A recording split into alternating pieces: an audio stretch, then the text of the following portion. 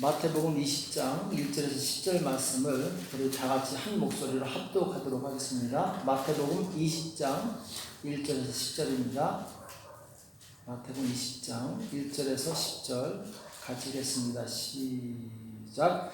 천국은 마치 품꾼을 얻어 포도원에 들어보내고 이른 아침에 나가 집주인과 같으니 제가 한 달씩 품꾼들과 약속하여 포도원에 들어보내고 또 제3시에 나가보니 장대에 들고 서는 사람들이 또 있는지라 저에게 이르되 너희도 포도원에 들어가라 내가 너에게 상당하게 주리라 하니 저희가 가고 제6시와 제7시에 그와 같이 하고 제11시에도 나가보니 서는 사람들이 또 있는지라 가로되 너희는 어찌하여 종일토록 놀고 여기에 섰느냐 가로되 우리를 품꾼으로 쓰는 이가 없음이니이다.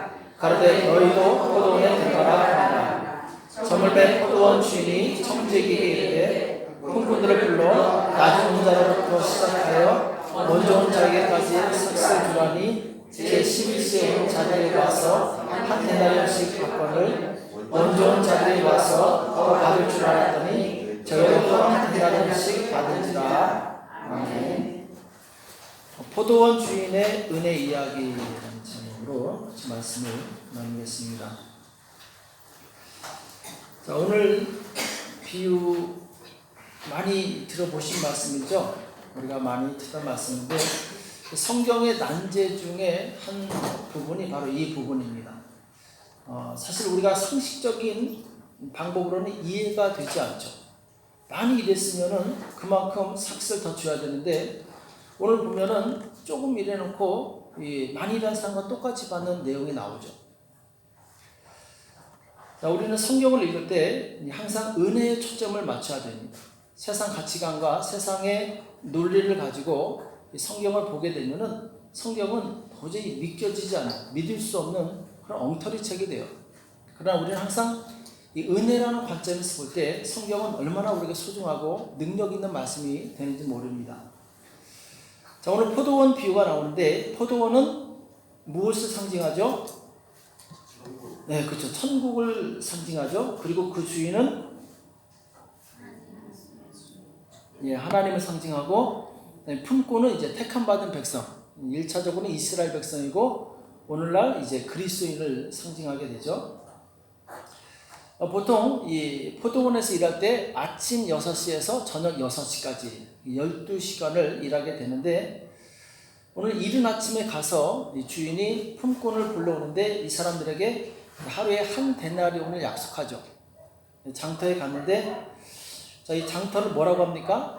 요즘에 이 다음 같은가요? 거기서 아고라라고 나오는데 혹시 들어보셨습니까? 아고라 못 들어보셨나요? 네. 아고라라고 하는데 옛날에 이제 정치, 경제 어떤 학문 토론하는 이 장이었어요.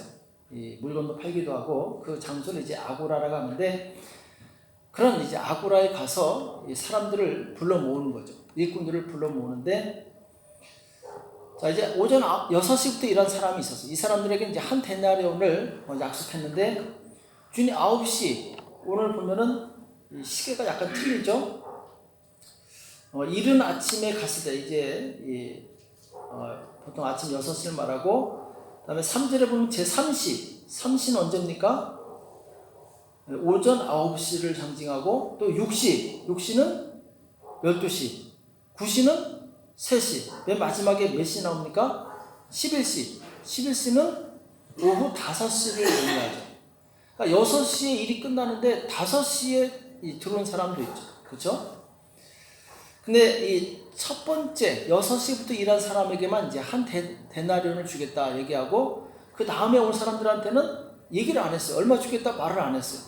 대신에 뭐라고 얘기합니까? 상당하게 주리라. 이렇게 나오죠. 상당하게 참 애매한 말이죠. 그렇죠? 이 한국말에 음식하다 어떻게 하죠? 적당히 넣어, 적당히. 이제 사람 적당히 넣어. 그러면은 헷갈리죠. 맨날 음식하는 사람은 적당히가 아는데 처음 하는 사람은 적당히가 얼마큼이야 도대체. 이제 사람들은 이 서양 사람 다 이제 이 그람수를 재서 하죠. 근데 어쨌든 상당하게 주리라, 합당하게 주리라. 쉽게 말해서 주인이 알아서 주겠다라는 거죠. 그렇죠?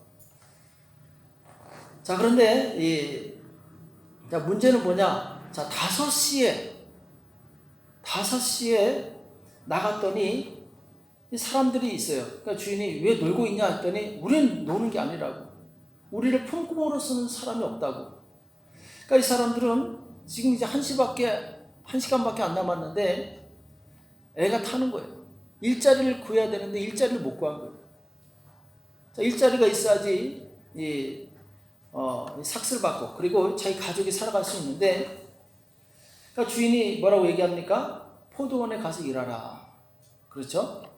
그래서 이제 5시에 불러온 사람 1시간밖에 일을 안 했죠. 6시가 되어서 사람들을 불러다가 이제 이 삭스를 주게 되는데, 자, 이 맨 마지막에 온 사람부터 이 줄을 쓰라고 하죠. 그 사람이 한 데나리온을 줍니다. 한 데나리온은 이제 노동자 하루 품삯인데, 그러니까 맨 처음에 온 사람, 새벽 6시부터 일한 사람은 어떤 기대를 가지고 있겠습니까? 5시에 온 사람이 한 데나리온 받았으면 나는 최소한, 할렐루야, 네, 10배는 받겠지 하고 이제 기대하고 있는데, 아니, 이게 웬일입니까? 너도 한 데나리온, 너도 한 데나리온, 너도 한 데나리온, 너도. 에? 기분이 좋겠습니까? 나쁘겠습니까? 나쁘죠. 그러니까 원망하면서, 아니, 하루 종일 더위와 이 수고 견딘 우리한테 어떻게 똑같이 줄 수 있냐고 항의합니다. 그러니까 주인이 뭐라고 하죠?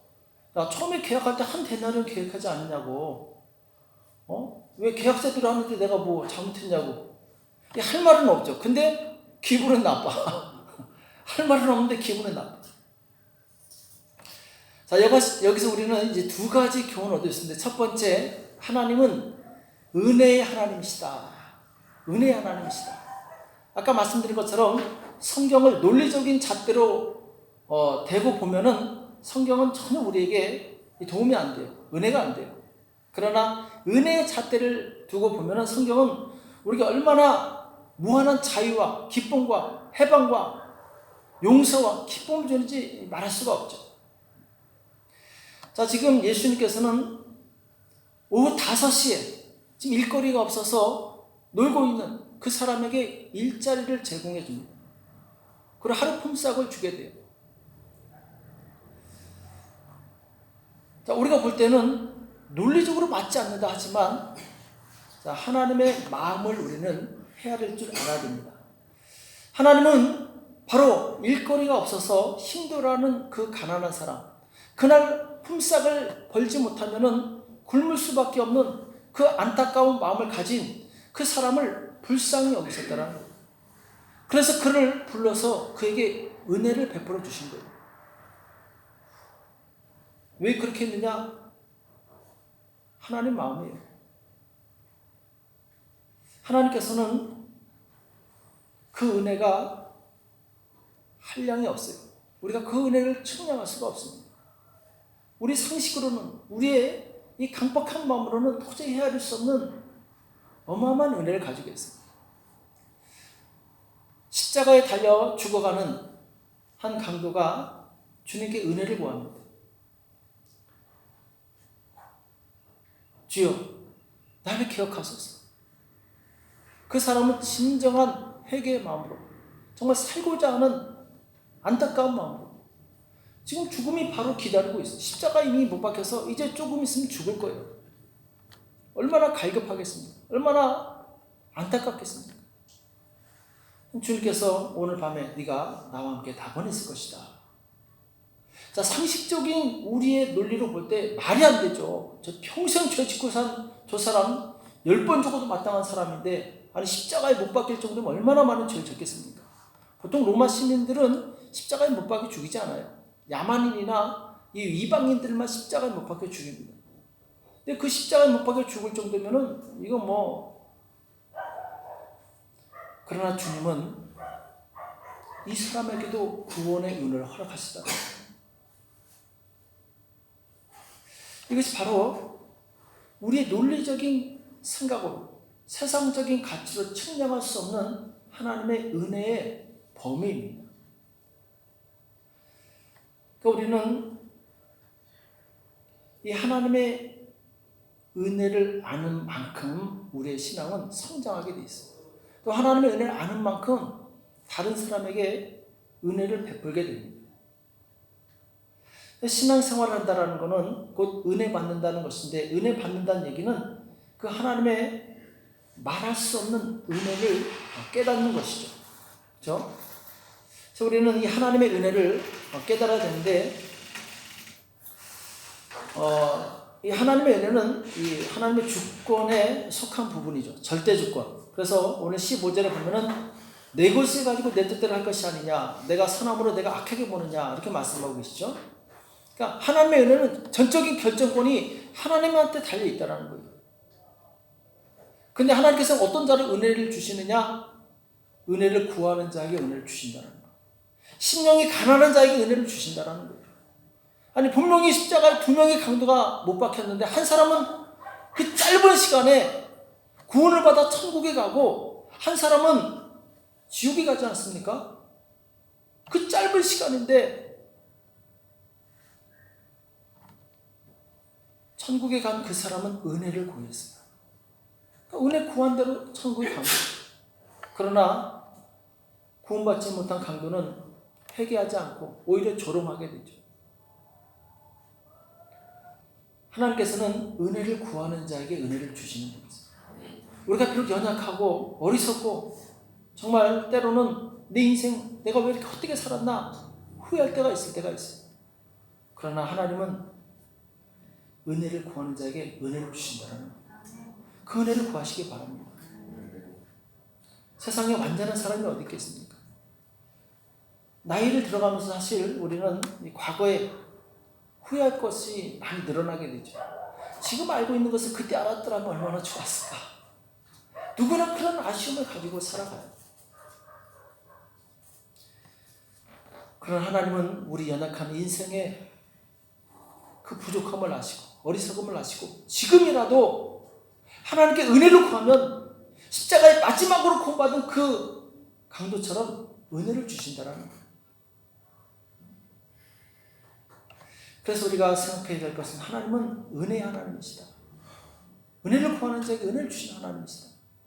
이걸 잘 기억하시고, 또 두 번째 교훈은 무엇이냐? 자, 지금 맨 마지막 오후 5시에 온 사람에게 한 데나리온을 줬는데 새벽 6시에 온 사람에게도 똑같이 한 데나리온을 주게 되죠. 그러니까 6시에 온 사람이 원망합니다. 주인을. 아니, 저 사람은 겨우 1시간 일해놓고 어떻게 우리는 똑같은 임금을 받을 수 있느냐?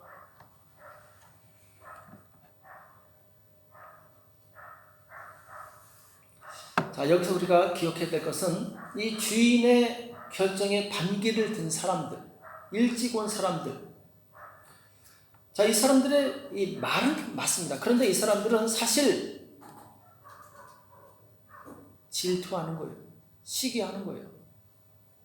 그러니까 주인은 분명히 약속한 대로 약속을 지켰는데 그것보다 더 기분 나쁜 것은, 그러니까 사실은 사실이고 감정은 감정인 거예요. 늦게 왔는데 왜 똑같이 받느냐? 그 똑같이 받는 사람들에 대해서 시기심이 나는 거예요. 그렇죠? 그리고 나서 그 사람들에게 생긴 것이 무엇이냐면 자기 의예요. 내가 하루 종일 수고와 더위를 견뎠는데 내가 어떻게 이랬는데, 자기 의가 나오는 순간부터 그 사람은 은혜를 잃어버리게 돼요. 사실 이 사람도 은혜로 고용인이 된 거 아닙니까? 품꾼이 된 거 아닙니까? 주인이 안 써줬으면 이 사람은 일하지도 못했어요. 한 데나리온 받지 못했어요. 근데 지금 정상적으로는 아무런 문제가 없는데 지금 딴 사람에게 은혜를 베푸니까 그 은혜를 베푸는 그 주인이 기분 나쁜 거예요. 우리도 그럴 수 있어요. 하나님께서 어떤 사람에게 은혜를 베풀 때 그 사람이 가만히 보니까 나랑 왼수지간이야. 아니, 어떻게 저는 왼수한테 하나님께서 저는 은혜를 베풀 수 있어? 이건 말도 안 돼. 그건 내 생각이고, 하나님은 내가 말도 안 된다고 생각하는 그 사람에게 마저도 은혜를 베푸시는 하나님이시라는 거예요. 그걸 우리가 인정할 수 있어야 된다는 거예요. 어떻게 그럴 수 있지? 그럴 수 있어요. 왜? 하나님은 우리 인생과 같지 않아서 그 은혜가 한량없이 신 분이시기 때문에 죽기 직전에 회개한 그 강도마저도 천국에 보내주시는 은혜 하나님이시기 때문에 얼마든지 그럴 수 있다는 거죠. 그럴 때 우리는 그 놀라우신 하나님의 은혜를 찬양할 수 있어야 돼요. 어떻게 그럴 수 있지? 이것이 아니라 정말 주님은 은혜 하나님이시군요. 어떻게 저런 사람에게 그런 과한 은혜를 베풀 수 있습니까? 하나님 정말 놀라우신 은혜 하나님이시군요. 이렇게 고백할 수 있어요. 시기하고 질투할 것이 아니라, 그 사람을 정죄하고 판단할 것이 아니라, 하나님을 원망할 것이 아니라, 저런 사람에게도 은혜를 베푼 그 하나님의 긍휼하심과 사랑을 찬양할 수 있어야 된다는 것이죠. 그래서 교회 보면은 사실 교회가 어려워지는 경우는 주로 어떤 사람이냐, 교회에서 제일 열심히 일하는 사람들이 교회를 제일 힘들게 할 수 있어요. 왜 그러냐? 정말 은혜 받아서 일을 하면은 아무런 문제가 없어요.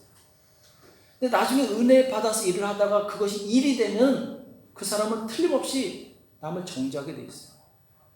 나는 10시간 일했는데 너 1시간밖에 일하지 않았잖아. 너 그래놓고 네가 뭘 한다고. 우리가 조심해야 될 것이 무엇이냐? 우리는 모든 일이 하나님의 은혜 가운데 행하여진다라는 거.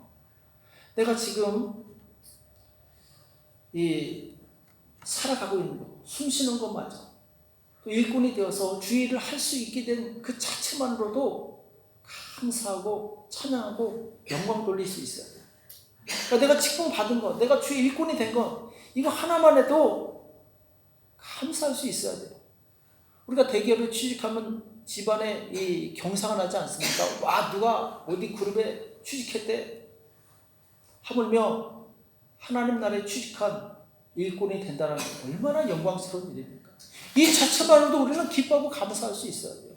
남을 판단하고 정죄할 것이 아니라, 그러니까 우리는 우리 일에 집중하면 돼요. 나에게 주신 이 직분에 집중하면 돼요. 나에게 주신 이 직분에 감사하면서 충성되게 일하면 됩니다. 그렇지 않고 남과 비교하는 순간부터 우리는 내 의가 드러나게 돼 있어요. 나는 이렇게 됐는데.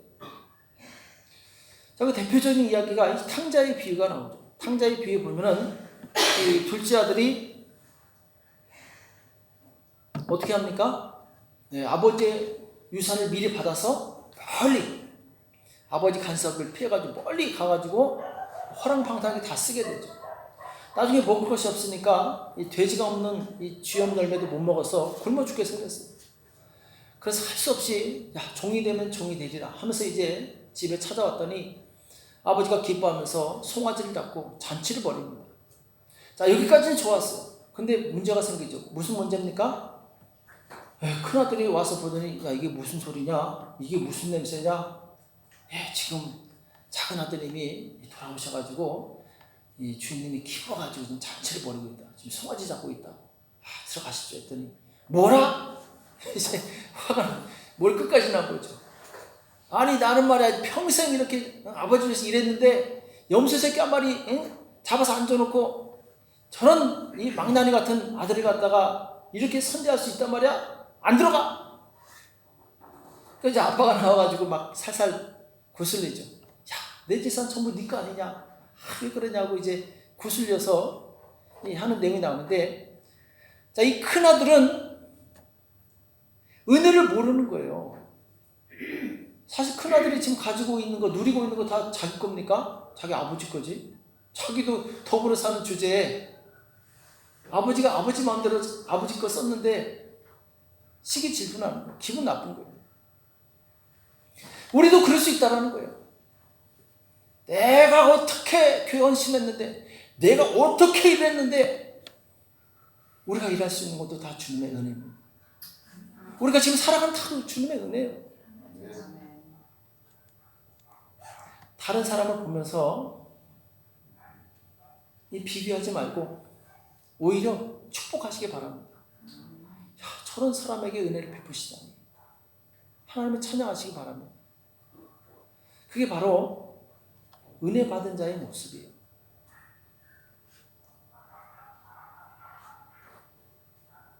이 마태복음 8장에 보면은 예수님께서 이방인 백부장의 믿음을 칭찬하시는 내용이 나와요. 그때 보면은 또 너에게 이르노니 동서로부터 많은 사람이 이르러 아브라함과 이삭과 야곱과 함께 천국에 앉으려니와 나라의 본 자손들은 바깥 어두운 데 쫓겨나 거기서 울며 이를 갈미 있으리라.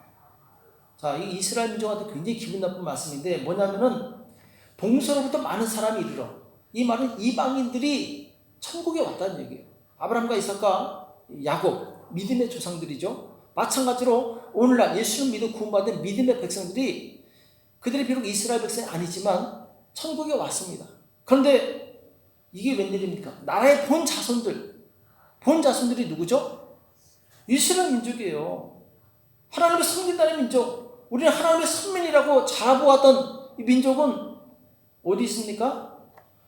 바깥 어두운 데 쫓겨나 거기서 울며 이를 갈미 있으리라. 이를 갈다는 거. 이게 얼마나 억울하면 이를 갈고 있겠습니까? 이들은 이스라엘 백성으로 태어났기 때문에 천국 가는 것은 따놓은 당상이라고 생각을 하고 있었어요. 근데 죽었더니 천국이 아니야. 위를 보니까 거기 웬 이방인들이 잔뜩 가 있고 자기 같은 유대인들이 여기 지하세계에 와 있는 거예요. 이것은 무엇을 의미하느냐? 하나님의 나라는 자기 의로 가는 나라가 아니에요. 자기 노력으로 가는 나라가 아니라는 거예요. 오직 믿음으로 가는 나라라는 거죠. 예수님께서 우리에게 베푸신 그 은혜와 사랑을 믿음으로 우리는 천국에 가는 거예요. 우리가 천국 가기 위해서 산 것은 아무것도 없어요. 오직 믿음으로 천국에 가는 거예요. 오직 믿음으로 의롭다함을 받은 거예요. 그래서 이 로마서 9장 30절 이하에 보면은 그런즉 우리가 무슨 말 하리요? 의를 쫓지 아니한 이방인들이 의를 얻었으니 곧 믿음에 성한 의요. 그러니까 이방인들은 율법을 몰랐지만 예수는 믿음으로 그 믿음을 의지해서 구원을 받았다는 얘기죠. 의의 법을 쫓아간 이스라엘은 법에 이르지 못하였으니, 율법을 쫓아갔던 이스라엘 백성은 오히려 법에 이르지 못했다고 그랬죠. 어찌 그러하뇨? 이는 저희가 믿음에 의지하지 않고 행위에 의지함이라. 부딪힐 돌에 부딪혔느니라. 그러니까 이스라엘 백성이 정작 하나님의 백성임에도 불구하고 바깥 어두운 곳에 쫓겨난 이유가 무엇이냐? 믿음에 의지하지 않고 자기 행위에 의지했다라는 거예요. 그러니까 이스라엘 바리새인들 얼마나 철저합니까? 일주일에 2번 금식하고 11조 꼬박꼬박 내고 이 구제하고, 그들의 행위는 이 오늘날 그리스도인들도 웬만한 사람 따라가지 못해요. 행위는 기가 막혀요. 근데 문제는 뭐냐? 나는 이렇게 했는데 니네 뭐야? 그 행위가 감사함이나 은혜로부터 말미암은 것이 아니라 사람들에게 과시한 것, 사람들에게 나를 의롭게 보이기 위한 잘못된 의도에서 나왔기 때문에 그들은 버림을 받았다라는 거예요. 그러니까 우리가 그래서 아무리 큰 일을 했다 할지라도 그걸 자랑할 수 없어요. 자랑해서는 안 됩니다. 왜? 하나님의 은혜로 한 것이기 때문에. 사도 바울이 그 많은 교회를 세우고 얼마나 많은 교회를 세웠습니까? 막 귀신도 손수건만 씻으면 귀신도 안 가요. 3층에서 떨어져 죽은 유두고를 기도하니까 살려내요. 근데 사도 바울의 고백이 뭡니까? 나의 나 된 것은 오직 하나님의 은혜로 되었다. 이 모든 것, 내가 정말 많은 수고를 했지만 이 모든 것이 하나님의 은혜로다. 이렇게 고백하지 않습니까? 그러니까 우리도 이런 고백이 나올 수 있어야 돼요. 우리는 주님의 은혜 때문에 수고하는 것이고, 이 수고하는 것마저도 다 주님의 은혜로 수고하는 것이기 때문에 자랑할 것이 하나도 없다라는 거예요. 그래서 일하면서 나만큼 일하지 못한 자를 정죄하거나 판단해서는 안 된다라는 거예요. 또 내가 볼 때 정말 아닌 것 같은데 저런 어리석고 미숙한 사람에게 하나님께서 은혜를 주시는 걸 볼 때 기분 나빠하거나 배 아파하지 말라는 거예요. 오히려 그런 은혜를 주신 하나님을 찬양하라는 거죠.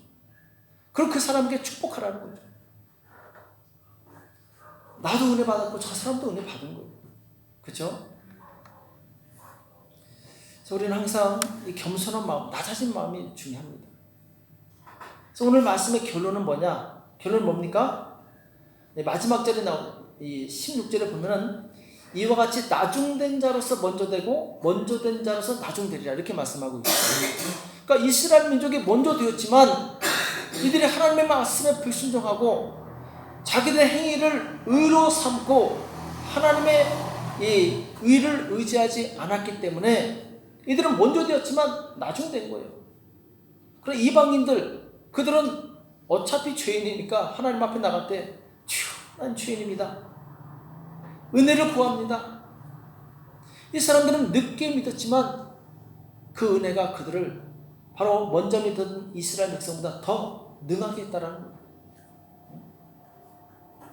그래서 지난주에 19장에 그 부자 청년 이야기 나오죠. 부자 청년 어려서부터 율법을 철저히 지켰어요. 근데 마지막에 예수님께서 야, 네 재산 다 팔아서 나를 따르라 했더니 그건 안 되는데. 자, 여기까지 한계예요. 근데 제자들은 예수님을 따를 때 다 포기하고 그리고 올인하게 됩니다. 하나님의 말씀에 올인하게 돼요. 제자들은 늦게 믿었지만 하나님 나라에서 왕이 되는 권세를 누리게 되죠. 자, 우리는 이 성경 말씀에서 이 땅에서는 정말 영광을 누렸지만 천국에서는 죽은 다음에는 그 영광 다 없어지고 비참하게 사는 경우를 봤고, 그죠? 부자와 나사로 비유해보면 나오죠. 이 나사로는 거지로서 정말 비참하게 개가 핥을 정도로 비참하게 살았지만 천국에서는 아주 영광스러운 그 하늘나라에서 아브라함 품에 안겨 있어요. 근데 부자는 이 땅에서 영광받고 풍성하게 누렸지만 죽었더니 뜨거운 불꽃 가운데서 그 물 한 방울이 없어서 고통당하는 내용이 나오죠. 그래서 오늘 예수님께서 뒷부분에서 말씀하시죠. 마태복음 20장 16절 이하에 보면은 누구든지 크고자 하는 자는 너희를 섬기는 자가 되고 누구든지 으뜸이 되고자 하는 자는 너희 종이 되어야 하리라. 인자가 온 것은 섬김을 받으려 함이 아니라 도리어 섬기려 하고 자기 목숨을 많은 사람의 대성물로 주려 함이니라. 자, 이것이 우리가 늦게 믿었어도 앞서간 비결이 여기 있는 거예요. 겸손히 섬기는 거예요. 이 땅에 많은 사람들이 섬김을 받기를 원해요. 이 땅에 많은 사람들이 자기 의가 드러나기를 원해요. 이 땅에 많은 사람들이 자기 영광이 나타나기를 원해요. 칭찬받기 원해요. 그러나 이 사람들은 청소에서 낮은 자가 된다는 거죠. 반대로 이 땅에서 예수님처럼 제자들이 발을 씻기고 정말 신실하게 이웃을 섬겼던 이 사람들은 왕이 된다는 거예요. 으뜸이 된다는 거예요. 자, 이 소망이 있기 때문에, 이 말씀이 있기 때문에 믿음의 선진들이 정말 죽음을 마다하지 않고 주님께 충성을 다하는 삶을 살지 않았습니까? 우리 또한 이 천국에서 높아지는 것을 사모하시기 바랍니다. 그러기 위해서는 이 땅에서 낮아지고 섬기는 자의 위치에 있어야 돼요. 남들이 볼 때 천하게 보일 수 있어요. 남들이 볼 때 어리석게 보일 수 있어요. 아니, 그러면 어떻습니까? 잠깐 후면 우리는 그 영원한 하나님의 나라에 들어갈 거예요. 거기서 누가 영광을 받고 누가 큰 자입니까? 이 땅에서 소외되고 이 땅에서 알아주지 않던 사람들이 천국 가면은 가장 높은 곳에 있을 수 있어요. 그때 가서 후회하지 말고 지금 우리는 이미 하나님께서 말씀을 통해서 우리에게 알려주시지 않았습니까? 그럼 이제 우리가 해야 될 것은 순종해야 되겠죠. 우리의 모든 삶은 하나님의 은혜 가운데 사는 거예요.